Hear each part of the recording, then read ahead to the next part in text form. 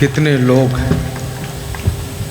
आपको 1 अरब रुपया दे दिया जाए, 1 अरब दे दूँ। अभी कुबेर जी से मैं कहूँ रात में इनके सबके घर में 1-1 अरब पहुँचा दो। कुबेर जी 1-1 अरब मिल जाए, रोटी कितनी खाओगे आप? जितनी खाते थे उतनी ही तो खाओगे। रजाई कितनी ओढ़ोगे? जितनी ओढ़ते थे उतनी ही तो ओढ़ोगे। अब ऐसा तो है नहीं कि 1 अरब रुपया हो गया तब 10 रजाई ओढ़ेंगे। 1 अरब रुपया हो गया तब 500 रोटी खाएंगे। 1 अरब रुपया हो गया मेरे पास तो अब 100 साड़ी एक साथ लपेटूंगी कमर में, 20 चश्मा एक साथ लगाऊंगा। ये तो कुछ हो ही नहीं सकता है। आपके पास कितना ही धन हो जाए और कितना कम धन हो, लेकिन आपकी आवश्यकता जितनी है उतना ही प्रयोग कर सकते हो, ज़्यादा प्रयोग नहीं कर सकते। और जिनके पास में धन बढ़ता है उनका हाजमा घटता है, और जिनके पास में मकान बहुत सुंदर हो जाता है और बेड बहुत अच्छा है तो उनकी नींद घटती है। ये बड़ा उल्टा पल्टा काम है। रिक्शा चालक रिक्शा के ऊपर भी उल्टा पाँव करके सोता है, मूड नीचे और टांगे ऊपर सो जाता है, लेकिन ये डबल बेड पे भी इनको सिंगल नींद नहीं आती है। और पकवान देख करके तो हैरान हो जाते हैं कि हजम कैसे होगा। पेट में गैस बन रही है और किचन के सिलेंडर में गैस नहीं है, इनके पेट में गैस बन रही है। गैस सिलेंडर घर ही भर देंगे। ये बहुत बड़ी बात है। जितने बहुत बड़े आदमी हैं वो ज़्यादा कुछ खा नहीं सकते। अभी तुमको 5-5 लड्डू दे दूँ तुम खा के हजम कर लो, लेकिन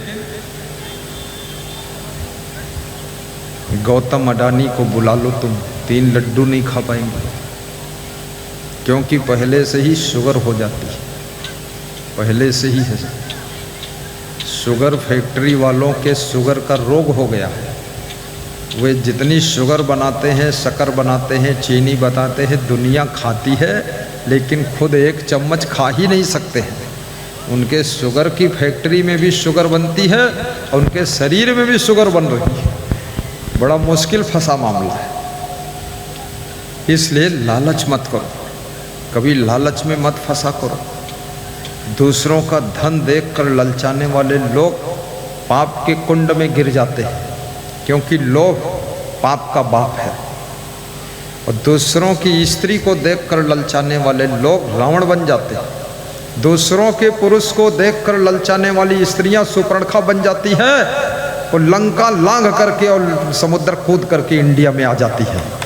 इसलिए बचो ये आकर्षण से। और कोई अगर सोचती हो स्त्री की दूसरे पुरुष में ज़्यादा सुख मिल जाएगा, कुछ मिलने वाला नहीं है। सब वही मॉडल है, वही कंपनी है, खाली खीसे अलग अलग काटते हैं लोग, बाकी कुछ खास बात नहीं। कोई पुरुष सोचता हो दूसरी स्त्री में ज़्यादा सुख होगा, अरे कुछ नहीं है। उसके पति से पूछ लो कलेजे पर हाथ धर के तेरे को कितना मिला, तो बोलता है अब बस या तो मौत हो जाए मेरी या उसी को हो जाए, छुटकारा नहीं मिल रहा। तुम कहाँ आफत ढूंढ रहे हो? वहाँ सुख कहाँ है? उसमें सुख नहीं है। सुख कब आता है? गोधन गज धन बाज धन और रतन धन खान, जब आवे संतोष धन सब धन दूरे समान। जब आवे संतोष धन सब धन दूरी समान। संतोषामृत तृप्ता नाम तत्सुखम शांत चेत साम नच तद्धन लुब्धा नाम इतस्य एतस्य धाव ताम उपार्जिता नाम वित्ता नाम त्याग एव ही रक्षणम तदा गोदर संस्था नाम परिवाह इमाम बसाम। संतोष का अमृत। आप करोड़पति बनो, मैं नहीं कहता हूं कंगाल रहो आप, लेकिन इतना जरूर मैं कहता हूं करोड़पति बनो, परंतु संतोष फिर भी रखो। करोड़पति भी दुखी है क्योंकि संतोष नहीं, अरबपति भी दुखी है क्योंकि संतोष नहीं, पत्नी का पति भी दुखी है क्योंकि संतोष नहीं है, और पत्नियां भी दुखी है क्योंकि संतोष नहीं है। धन जितना मिला है और जितना ज्यादा तुमको चाहिए सब मिल जाएगा। आज ऐसा आशीर्वाद ये व्यास गादी प्रेषित कर रही है। पूज्य श्री क्षमा देव जी के चरणों में नमन करता हूँ। सबके लिए आशीर्वाद है, तुम खूब धनवान बनोगे, लेकिन याद रखना दुनिया का सब धन हो उसके बाद संतोष धन भी। जैसे राजा दशरथ ने बहुत बड़ी बात कहा है, कौने अवसर का भयो गयो नारी विश्वास, योग सिद्धि फल समय जिमी यति अविद्यानाश। किस अवसर पर क्या हो गया? बुढ़ापे में सुख से रहने का अवसर आया। राम जैसा मेरा बेटा, लक्ष्मण भरत शत्रुघ्न जैसे मेरे बेटे, कौशल्या सुमित्रा कैकेयी जैसी मेरी रानियां, और अयोध्या जैसा महल कनक भवन, सुख से रहने का वक्त आ गया। लेकिन ऐसे सुख के अवसर में क्या हो गया?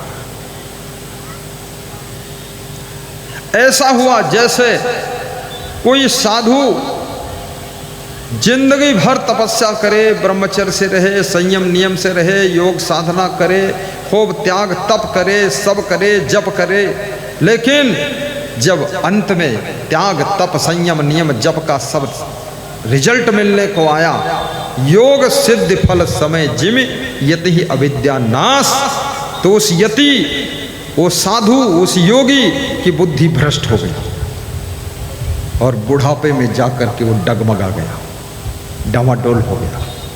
जैसे उस यति की दुर्गति हो गई, ऐसे मुझको भी बुढ़ापे में सुख पाने का समय आया था।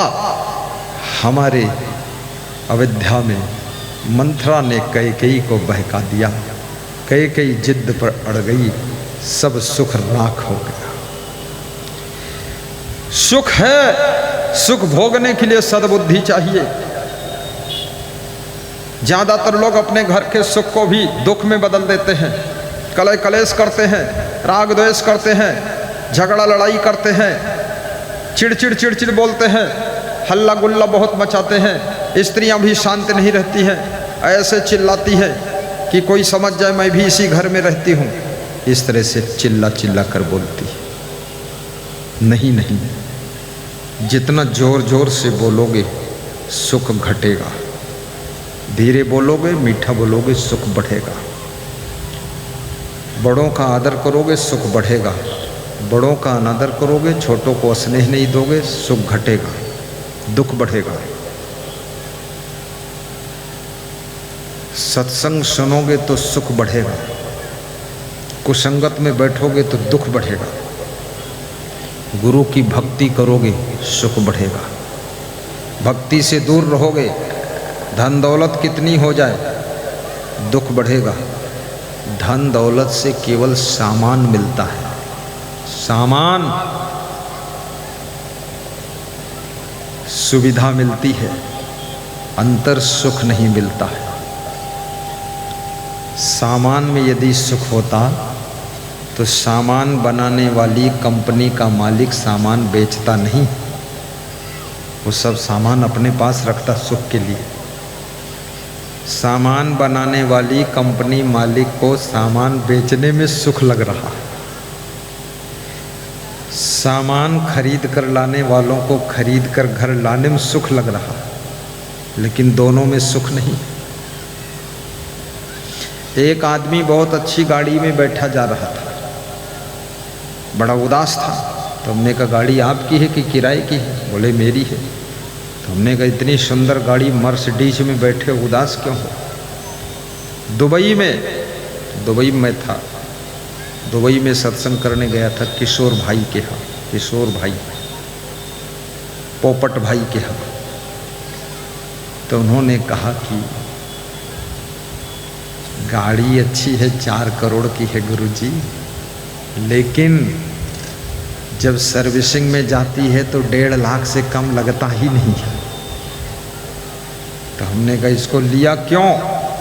बोले सेकंड हैंड मिली थी, 1 करोड़ में ले लिया था। ये लोग देखेंगे कहेंगे मर्सिडीज में आ गए। और लेने के बाद पता चला है मर्सिडीज में हम मर गए, फालतू फंस गए।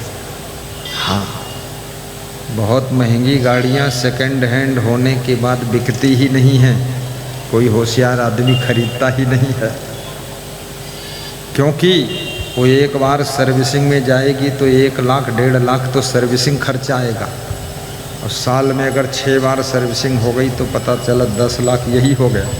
इससे अच्छा 10 लाख में नई गाड़ी ले लो, टाटा वाटा की वो।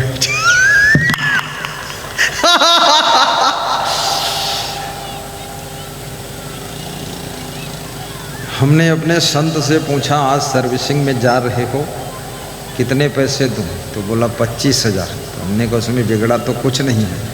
बोले बिगड़ा नहीं है, खाली छू लेगा तो भी 25,000 बताएगा। वो फॉर्च्यूनर है, पूरी पीठ कुर्ता सब फाड़ देगी। तो ये याद रखना, हाथी कोई फ्री में दे तो भी मत लेना, उसको बांधोगे कहाँ? वो अगर पीछे बैक हो जाएगा तो दीवार गिरा देगा, आगे कहीं नाराज हो गया सूंड हम लपेट के तुमको फेंक देगा, और खाएगा इतना 1 ट्राली भर खा जाएगा डाल पत्ता, तुम बर्बाद हो जाओगे। और चारा नहीं मिला तो तुम्हारा छप्पर दीवार सब गिरा देगा। इसलिए फ्री में हाथी मिले तो भी मत लेना। तो फिर क्या लेना है? मोटरसाइकिल ले लो, कार ले लो, अपनी औकात में रहो, खुश रहो। कम से कम कार नहीं चलाओगे तो भी कुछ खर्चा तो नहीं होगा, खड़ी है। लेकिन हाथी चले चाहे न चले खाएगा खूब, इसलिए हाथी और घोड़ा और गधा इसके चक्कर मत पड़ो।